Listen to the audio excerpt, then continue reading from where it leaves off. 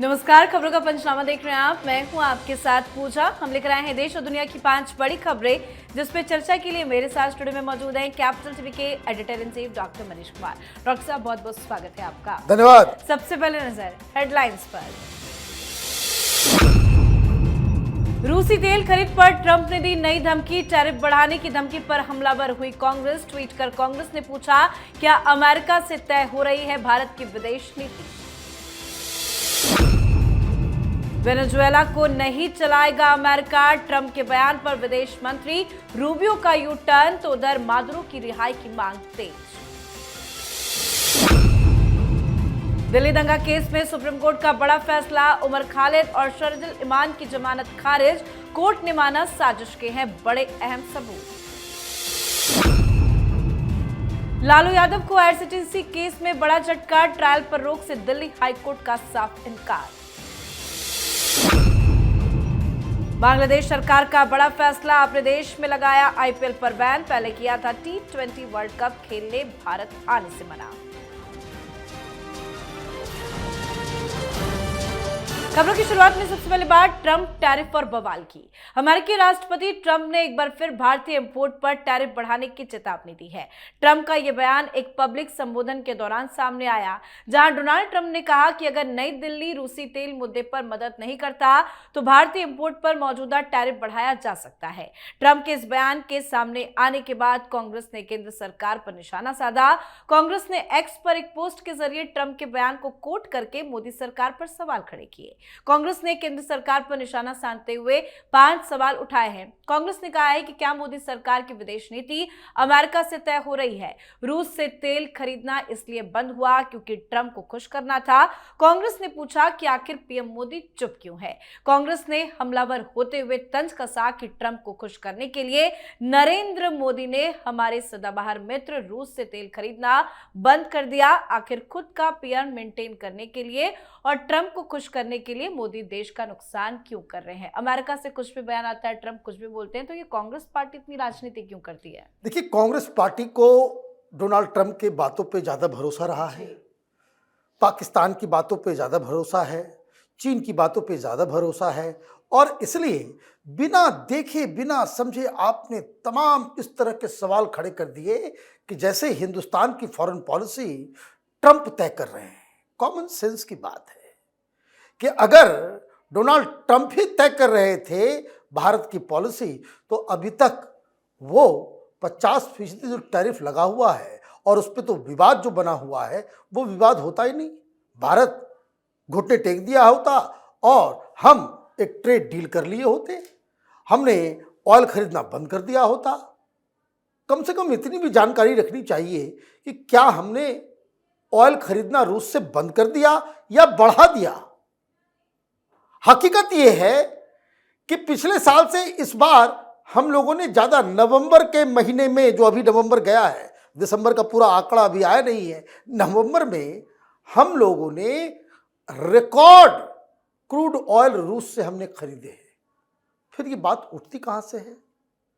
और जिस तरह के वो जो पूरा बयान आया है, वो एयरफोर्स 1 के ऊपर वो ट्रैवल कर रहे हैं, वहां उन्होंने कहा आधी बातें आपको समझ में आती है, आधी बातें समझ में नहीं आती। उन्होंने कहा, डोनाल्ड ट्रंप ने कहा कि I like Modi, he is a great man.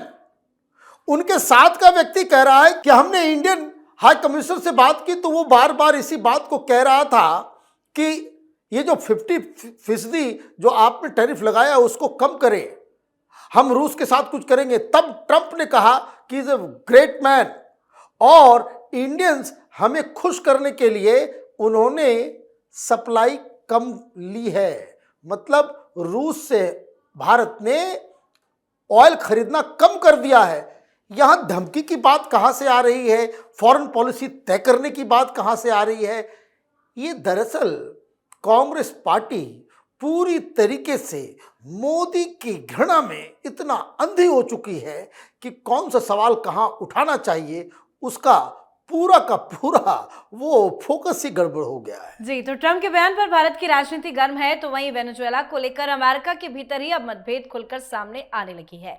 राष्ट्रपति ट्रंप के उस दावे के ठीक एक दिन बाद जिसमें उन्होंने कहा था कि मादुरो को सत्ता से हटाने के बाद अमेरिका वेनेजुएला का शासन संभालेगा, अब विदेश मंत्री रूबियो ने इसके उलट संकेत देकर तस्वीर बदल दी। रूबियो ने साफ किया कि अमेरिका वेनेजुएला के दैनिक शासन में कोई भूमिका निभाने नहीं जा रहा। उन्होंने कहा कि वाशिंगटन की असली रणनीति तेल नाकेबंदी के जरिए दबाव बनाए रखने की है, ना कि किसी तरह का राष्ट्र निर्माण या लंबे समय तक विदेशी हस्तक्षेप। साथ ही वेनेजुएला में अमेरिकी सैन्य कार्रवाई को लेकर यूएनएससी की आपात बैठक भी बुलाई गई है, तो उधर निकोलस मादुरो की तत्काल रिहाई की मांग भी तेज होती जा रही है। सर, अचानक से विदेश मंत्री का बयान आया, ये यूटर्न क्यों ले रहा है अमेरिका? देखिए, यूटर्न नहीं है, they are interested in two things कि एक, वहाँ ऑयल कंपनियां जाए, दूसरा कि वेनेजुएला के अंदर ये जो चाइना और रूस का पूरा प्रभाव था, उस प्रभाव को कैसे खत्म किया जाए। ये दोनों ही ऑब्जेक्टिव के ऊपर डोनाल्ड ट्रंप काम कर रहे हैं। चीन तो भाग गया वहाँ से, अब वहाँ पे ऑयल के ऊपर कब्जा रहेगा अमेरिका का, सरकार कोई भी चलाए। अब आप देखिए कि जिस तरह से प्रमोट किया जा रहा है, क्योंकि वहां वेनेजुएला के अंदर मचाडो, जिनको अभी नोबेल पीस प्राइज मिला था वेनेजुएला में एज अपोजिशन लीडर, वो सामने आकर के कह रही है कि हम लिबरेट हो गए। वहां ऑलरेडी अमेरिका के समर्थन में लोग सरकार चलाने को तैयार हैं, तो अमेरिका क्यों वहां अपनी नाक घुसड़ेगा। उनका जो मेजर दो ऑब्जेक्टिव था वो ये कि चीन और रूस को वहां से भगाना और दूसरा ऑयल के ऊपर कब्जा करना।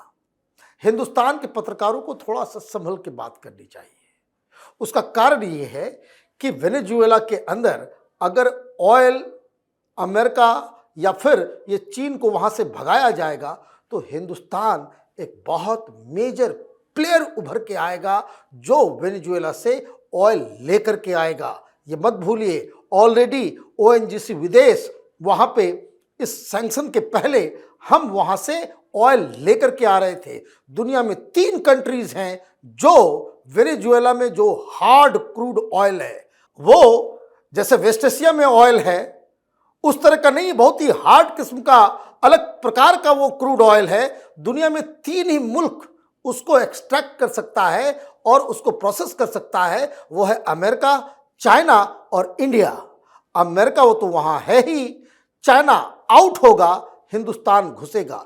नेशनल इंटरेस्ट में कभी कभी बातें करनी चाहिए, थोड़ा सा धीरज रखिए। वेनेजुएला से ऑयल का खदान जो है, हिंदुस्तान उसका प्रचुर मात्रा में इस्तेमाल करने जा रहा है, इसलिए कोई भी बात हम लोग सोशल मीडिया पे या मीडिया के ऊपर बातचीत करते हैं, नेशनल इंटरेस्ट को आगे रखना चाहिए। जी, अब बात दिल्ली दंगा केस में सुप्रीम कोर्ट के बड़े फैसले की। उमर खालिद और शर्जिल इमाम की जमानत से जुड़े मामले में सुप्रीम कोर्ट ने बड़ा फैसला सुनाया।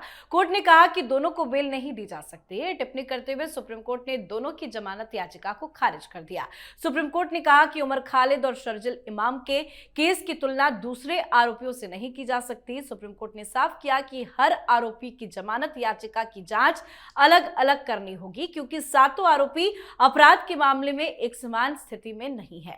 सुप्रीम कोर्ट ने उमर खालिद और शर्जिल इमाम को छोड़कर बाकी आरोपी गुलफिशा फातिमा, मीरान हैदर, शिफा उर रहमान, मोहम्मद सलीम खान और शादाब अहमद की जमानत मंजूर कर दी है।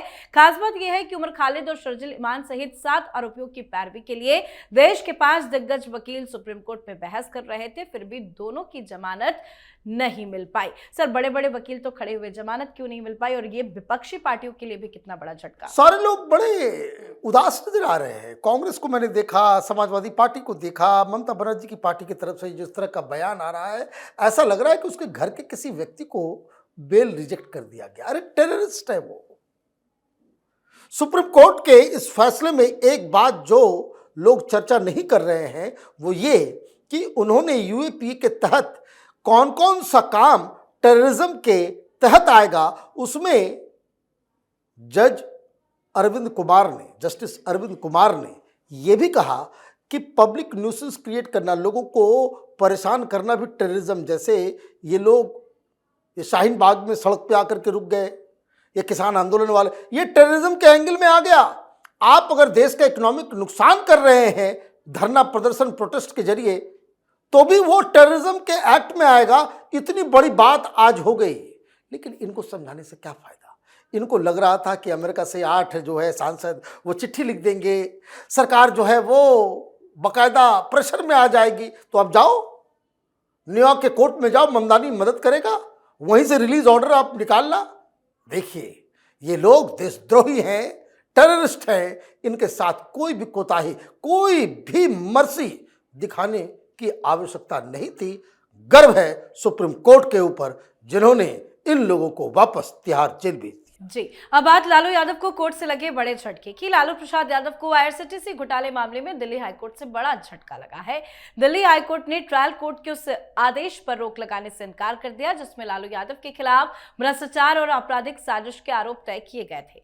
दरअसल ट्रायल कोर्ट के इस फैसले को चुनौती देते हुए लालू प्रसाद यादव ने हाईकोर्ट का रुख किया था, लेकिन सुनवाई के दौरान उन्हें राहत नहीं मिली। हालांकि दिल्ली हाईकोर्ट ने मामले में सीबीआई को नोटिस जारी कर जवाब मांगा है। इस केस की अगली सुनवाई 14 जनवरी को होनी है। सर, लालू यादव भागते भागते हाईकोर्ट पहुंचे थे, राहत तो नहीं मिली। राहत कहीं से नहीं मिलेगी, ये ओपन एंड शट केस है।